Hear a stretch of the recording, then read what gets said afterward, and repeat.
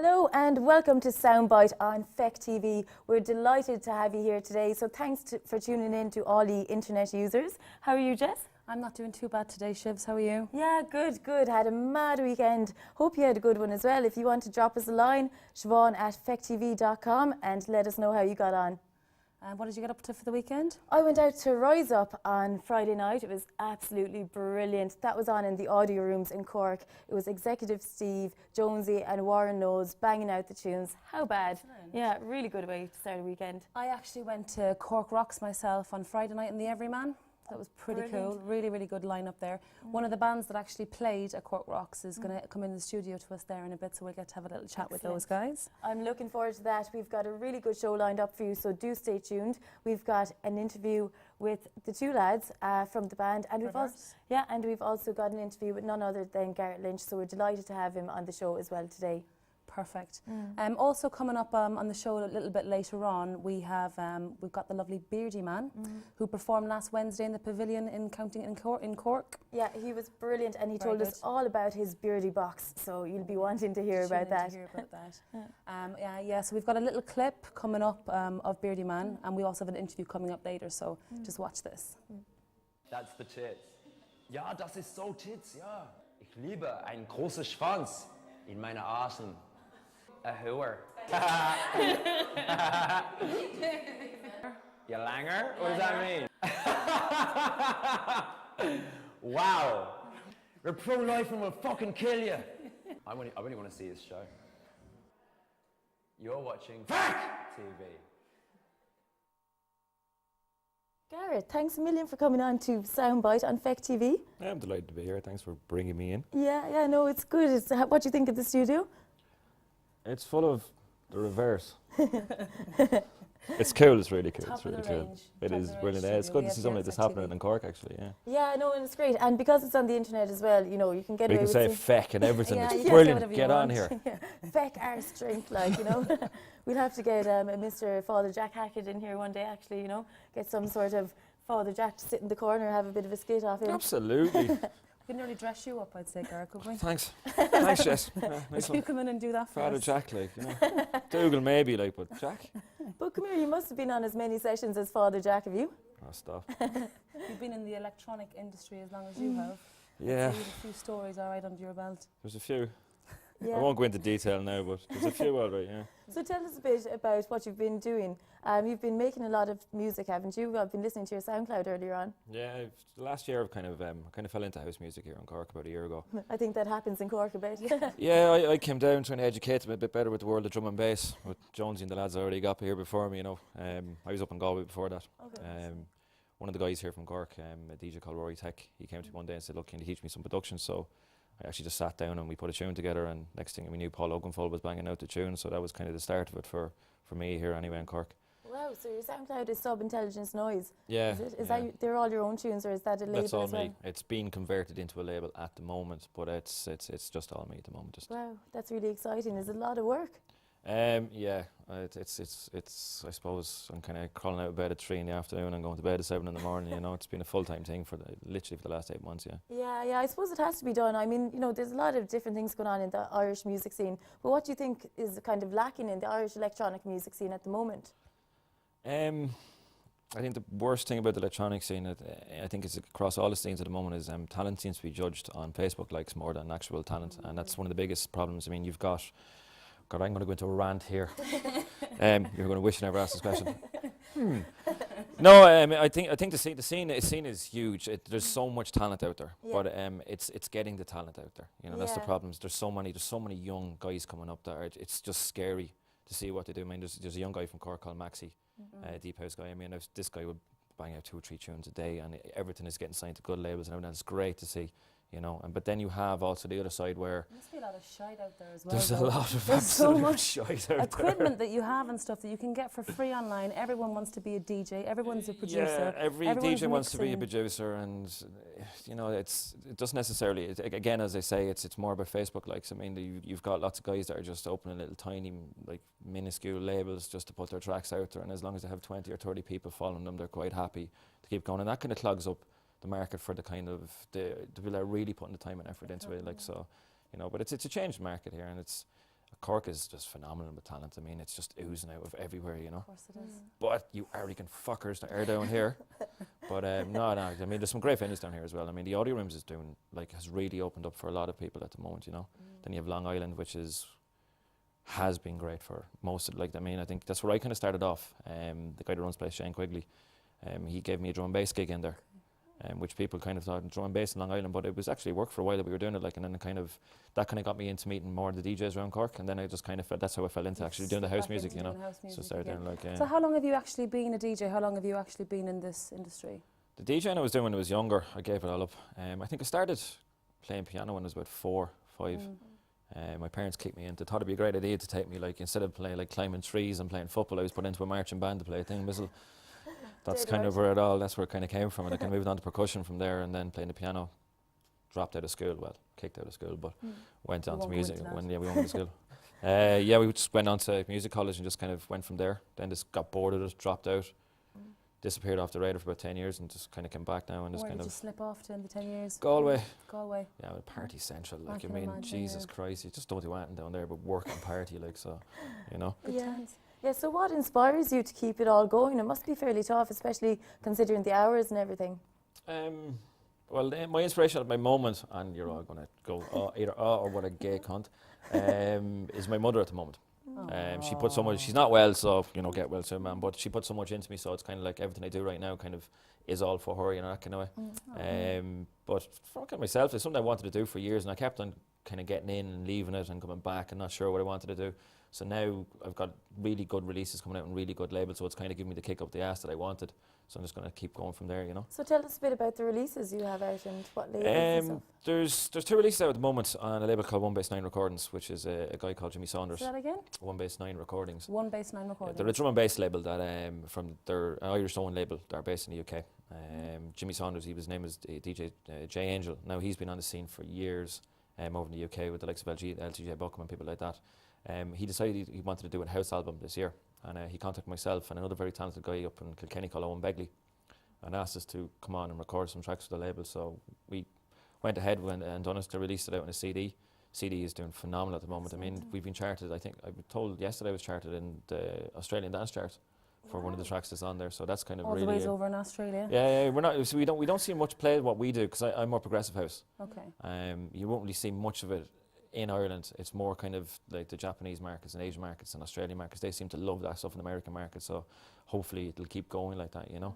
And a couple of more releases coming out, more progressive trancey kind of progressive house stuff. They're coming out on a label called Dirt Lies and Audio in January. So how many labels have you got? How many labels do you put stuff out to? Well, I mean, whoever takes it really, you know. So it's just track by track? Track by track at the moment, yeah. Okay, very good. And so tell us about, you've got some new stuff coming up. You've got a new label that you're launching in a couple of weeks. Is that right? There's a new label. It's kind of hush hush at the moment. My own label, Someone Else Noise, is going to be part of this label. But yes, myself and the Reverses manager have knocked heads together, and we've decided to come up with a label. It's actually called Tower Street Records. Tower Street Records. Yeah. We'll be launching it in Long Island on the 19th. Of January. 19th of January. Yeah, we have a huge lineup for that. Date, we're bringing the dubs down for this one.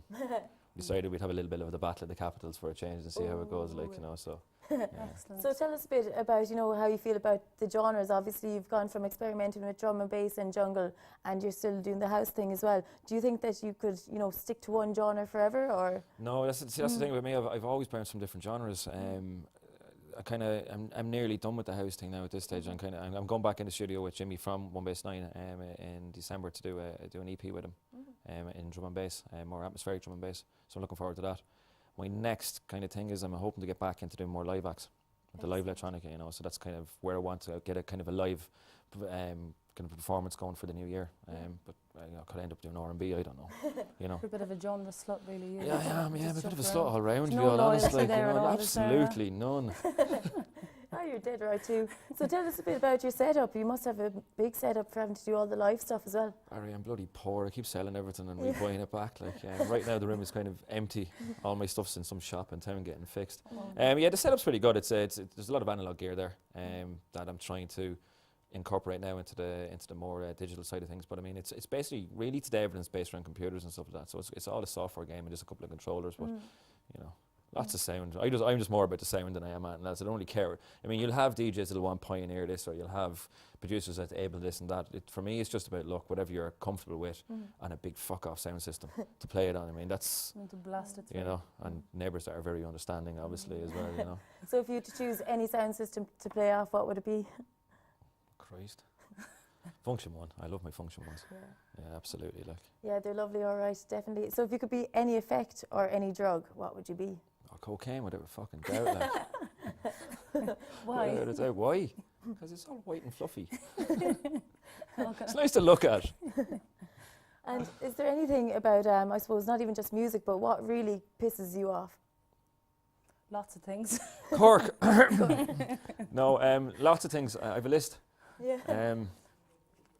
Hate list. Radio owners in Limerick. Oh yeah, yeah. We won't mention the name First in Line Radio, but yeah, you're crap. No, there's not very much things that piss me off, except I really don't like these at the moment. What grind my gears is, I don't like these promo girls you see around at the moment, just like wearing these DJs logos and just standing there. With And little hot pants. It's no, I wouldn't mind if they're wearing hot pants. They don't even wear that anymore. Like, I mean, it's just so hostile. Like, promo girls are so hostile. Please do your job. You know, talk to the people. You know, be nice to people. You know, promo the gigs. That's what I don't like about the music industry mostly. Yeah, that's a good point, definitely. So what makes a gig good to you, or even a festival? What's important about it? Well, the music obviously, but I mean the people. I mean, I didn't go to the Beardy Man gig last night, which I'm kind of, I wish I had Last of. Wednesday, was it? Was it last Wednesday? It was? Oh, it was Yes, last last Wednesday. Wednesday, Yeah, it was actually. That's how bad my clock is. I missed that, and I heard the atmosphere was supposed to be absolutely phenomenal. Myself and Siobhan actually made it to the Beardy Man gig. It was very, very Yeah, I good. hate you both. Yeah. Yeah, I hate it.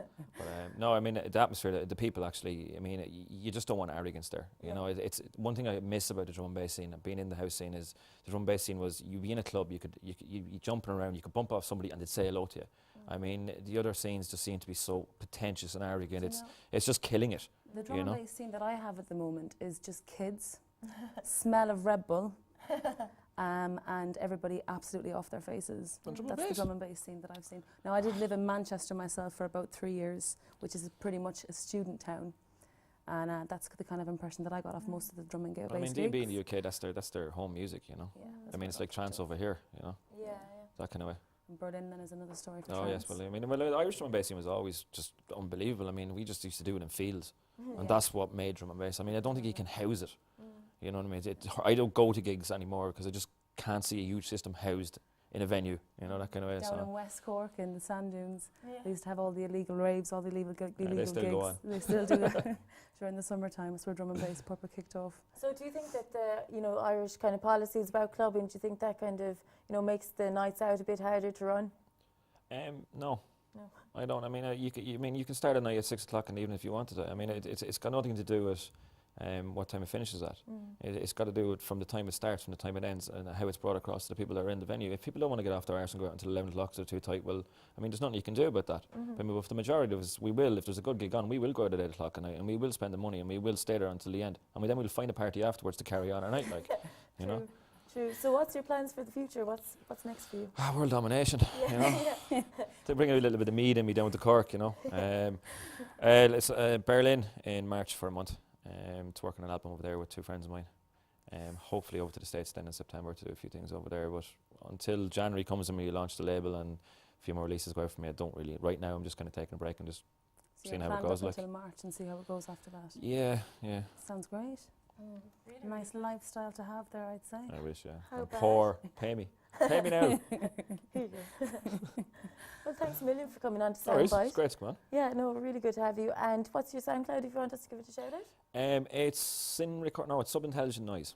Sub-Intelligent Noise. So if you're looking for any tunes for the weekend or whenever, that's where to get them. Play them loud. Yeah. Play Get them your very loud. playlist sorted. So next on the show we've got coming up, we just want to tell you a little bit about a charity single that was released last Friday. So the charity single was made by the Sunny May Trust. It was made for a little girl called Lily May who's 4 years old, and she's got a really rare type of cancer called neuroblastoma. So when her parents found out this, they decided to put together a trust and just try and raise awareness for this type of cancer. It only affects 1 in 5 children in Ireland, and there's no real research that goes into it. So they've decided to launch a new single, a charity single for Christmas. And so they've basically, when they recorded the Lily May song, they had artists from all over Ireland. So we had Paddy Casey on it, Declan O'Rourke, we had Mary Black. There was a choir of 250 voices on the actual single. And we also had like a lovely string section. So we're going to play the video for you now. You can have a look. And then afterwards, we're going to bring in one of the bands that actually recorded on the track. Excellent. So enjoy this. Nice.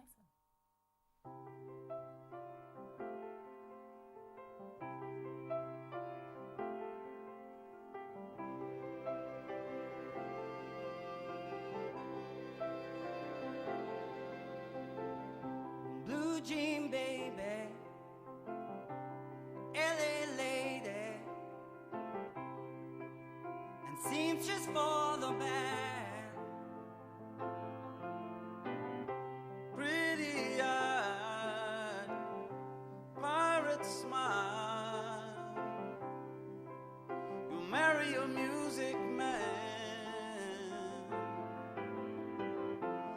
Ballerina, you must have seen her dancing in the sand.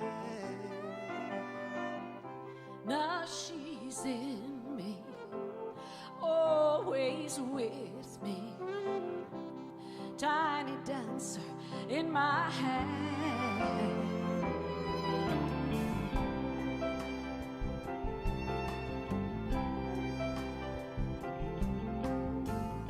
Jesus freaks out in the street, handing tickets out for God. Turning back, she just laughs. The boulevard is not that bad. Yellow man, he makes a stand in the auditorium. Looking on, she sings the songs, the words she knows, the tunes she loves.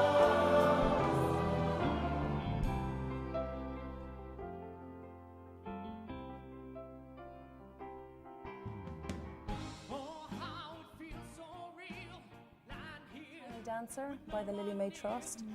Joining us today in the studio, we have the Reverse. Welcome, lads. Sean and Richie. Thanks a Good man. million. So this is Sean and this is Richie. That's correct. Yeah. Excellent. Thanks a million for joining us today. Delighted to be here. Yeah. You're on Feck TV now. You know you can say anything. Feck box. You can say feck and bugger if you want to. It's up to Feck. you. It was great. Feck has always been one of our favourite words. Yeah, it has actually. It has. Yeah. So what's going on there with the old facial hair, Sean? November, I November. decided to give back by growing some facial hair. You're very good with the charities at the moment, you aren't you? I tell you, I like to give back as much as I can, Even Perfect. by, any part of my body is needed, I'll go for it, That sounded a bit weird. Any part. Yeah, Really? but it's true. Yeah. What's the maddest thing you do for charity now? Get my chest waxed next month for charity, No which way. which is something that I said I'd never do, because my chest hair is my baby. I love my man rug, but Man rug. should I go for it? I'm all about the hair, me. Is that your chat up line? The man rug. Yeah, the man Yeah. rug. A lot of people like to rub my man rug. Stay on the man road tonight. Fair enough. Richie's done So, it a few times. So tell us a little bit about when you went to Galway to record Tiny Dancer. That was great crack, actually. We headed up, I think we left at about 6 or 7 in the morning. Yeah. Thinking we needed to be there for 9. Of course, we didn't actually need to be there till 1. 1 or 2. So we were standing watching. It was good. We got to watch the choir of 250 rehearse and get used to the song. And from the outset, they were amazing. The sound was fantastic. And then at about 1 o'clock, you start seeing people like Paddy Casey and Declan O'Rourke and Mary Black and all these legends come in.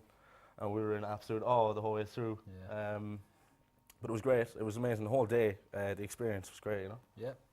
And it was great to be standing next to people like Mary Black now, and we were chatting away to her. She was friendly out, like. Yeah. She was our mom for the day. Oh.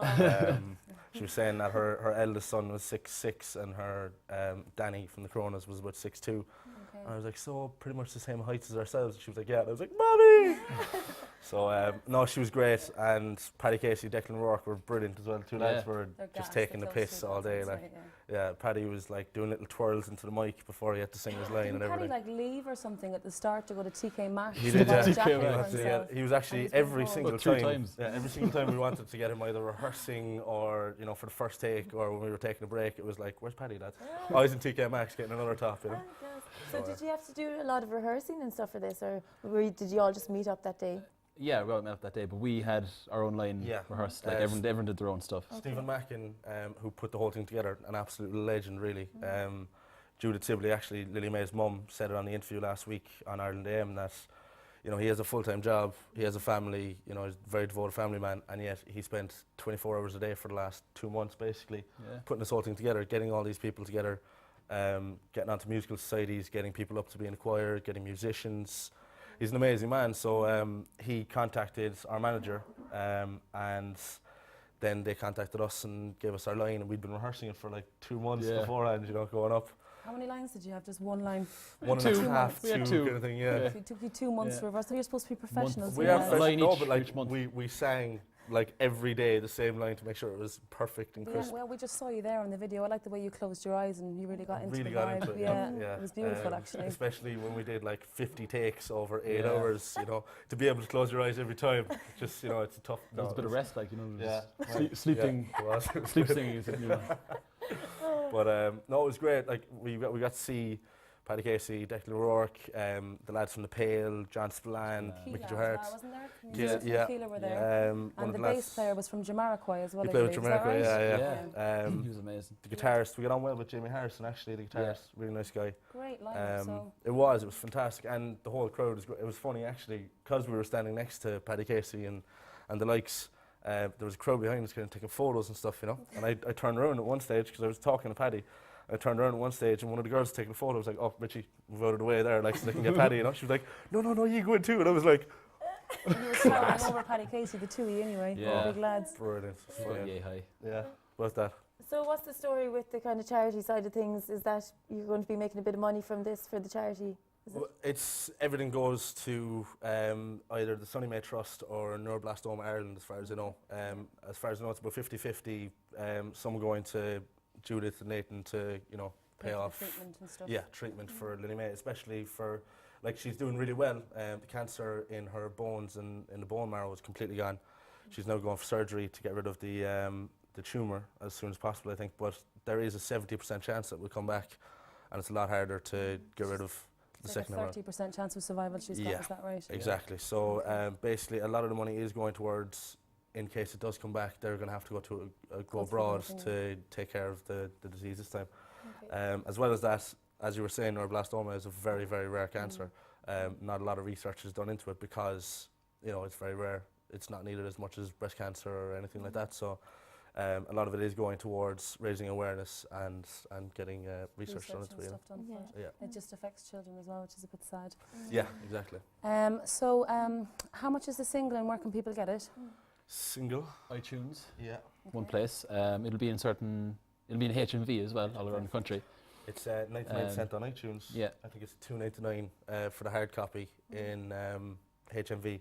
As well as that, there will be a lot of places who are actually selling the CD. So I know we'll be walking around Cork City. Yeah. in the If you next see few us weeks. anywhere in the city, We'll just have the CD on. we'll have a us copy. later. Yeah. So if you want a copy, Okay. contact us. Get onto our Facebook page, Song for Lily May on Facebook, anywhere like that. iTunes is probably your best bet, or HMV. Okay. And did you find it kind of inspiring as well, knowing that there was this backstory to the Yeah. song as well? Yeah, it really was. Like I was a fan of the song already. Like it's a great song, but obviously it's changed the meaning of the song to me anyway, forever. Like, and the day as well. Like it was just hearing the power behind it. Like, Yeah. it's like yeah. It was great because obviously Leighton and Judith, her parents, are both professional dancers, have been for their lives, and Lily May wants to be a dancer, so Tiny Dancer is very apt for that. But as Richie was saying, it was very powerful. On the day they actually brought in Lily May, and we've been told to be very quiet and everyone, calm down, no shouting, roaring, whatever, She came in her dad's arms. It's actually the very start of the video, you can see it. And she was just kind of walking around. After a while, you'd forget she was there, and she went over to the drummer, and the drummer gave her the drumstick, and she just smashed the cymbal, and then just like burst out laughing, and this little girl's laughing. Everyone was like, "Oh, she's so cute! It's amazing!" You know, it was great. Yeah, it was. So there was a real meaning behind it. Like it was. Yeah. Brilliant. So at the weekend, you were playing at the Cork Rocks. I saw you was there on Friday. You did very well. Thanks very much. What's Cork Rocks about? Tell us a little bit about it.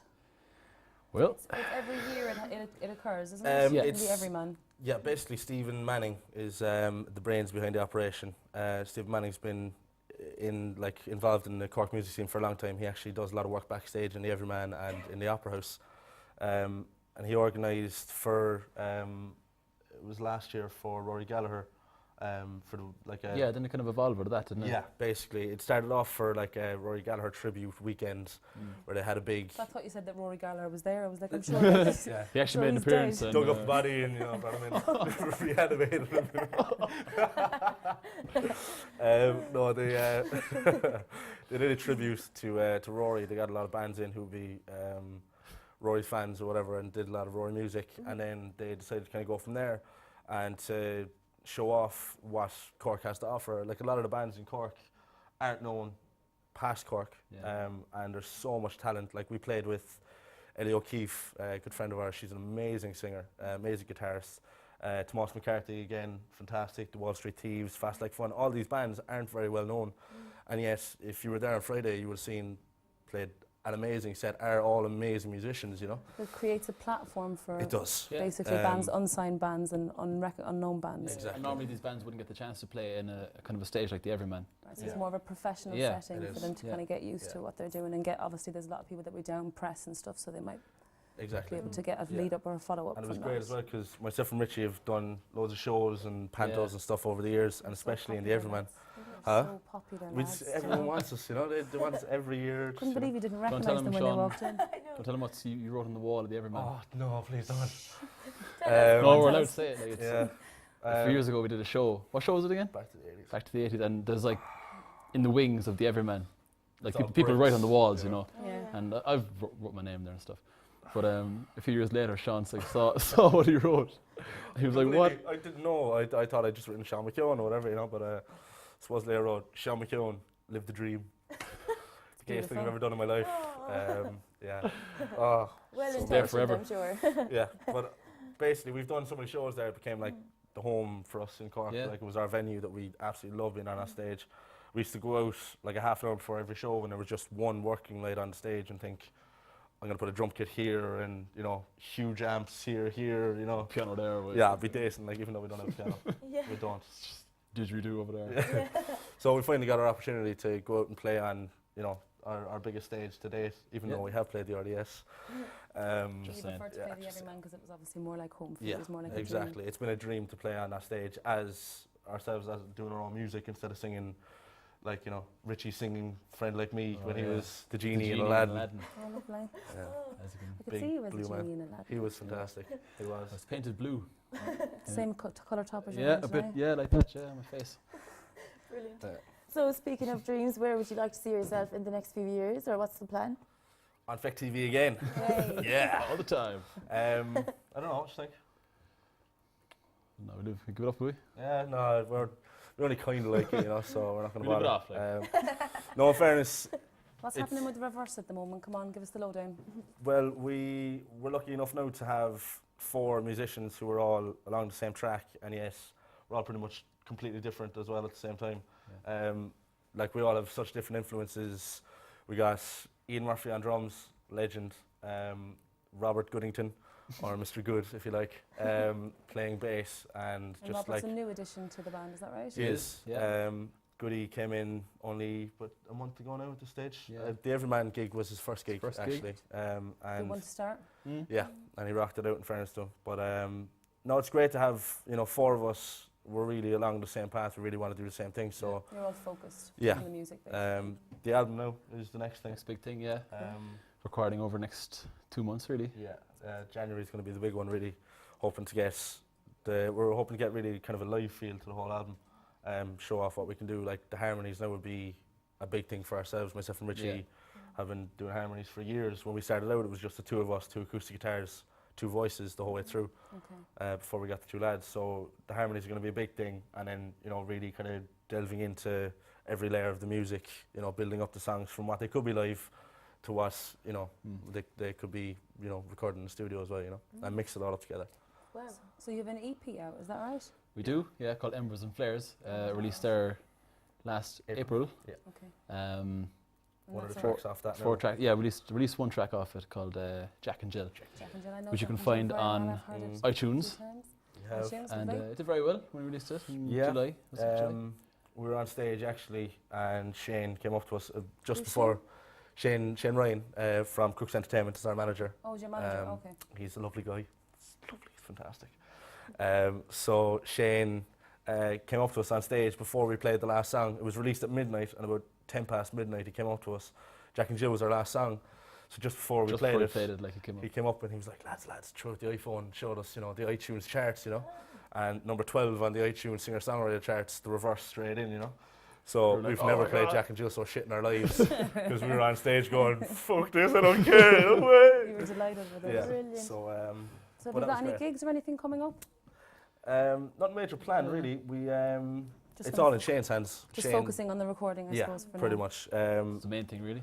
The album is going to be out hopefully early or late February, and then it's kind of getting into tours. We're going to hopefully do a tour around Ireland, colleges, Brilliant. and then hopefully over to the UK and hit the festival circuit pretty hard. Perfect. Yeah, that's the plan. Exciting stuff. Yeah. Like. Exciting stuff. Yeah, well done, well done. Thanks very much. Keep Thanks it very up, much. and thanks a million for coming on to Soundbite on Feck TV. bother. Anything you'd like to say to the Feckers out there before you go? You're all a pack of dirty feckers. Cheers. Nice one, lads. Cheers for coming on. Thanks very We'll much. see Thanks you very again. much. The reverse, Sean and Richie. Just a quick plug, tomorrow night in Crane Lane, there's a really, really cool band called Nanu Nanu. They're brilliant, yeah. You should just see this audio-visual show. It's absolutely amazing, so check that out. That's tomorrow night in Crane Lane. Yeah, we're just going to take a little bit of a break at the moment, and we'll be back to you with the global Soundbite show in a minute. And we'll be able to tell you a bit more about Beardy Man. Yeah, his box.